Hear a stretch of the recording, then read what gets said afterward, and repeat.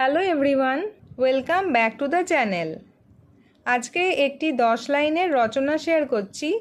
বিষয় টাকা বা অর্থ। টাকা আমাদের জীবন চালানোর জন্য খুব দরকারি। টাকা দিয়ে আমরা আমাদের প্রয়োজনীয় জিনিস কিনি। আমরা টাকা দিয়ে খাবার, জামাকাপড় ও খেলনা কিনি। টাকা সাধারণত কাগজের নোট বা ধাতব কয়েন হয়। আমাদের বাবা মা অনেক পরিশ্রম করে টাকা আয় করেন। আমাদের বিনা কারণে টাকা নষ্ট করা একদম উচিত নয়।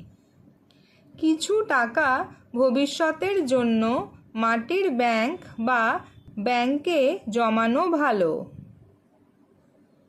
টাকা দিয়ে আমরা গরিব ও অসহায় মানুষকে সাহায্য করতে পারি। স্কুলে পড়ার বই ও খাতা কিনতেও টাকার প্রয়োজন হয়। সঠিক কাজে টাকা ব্যবহার করলে আমাদের জীবন সুন্দর হয়।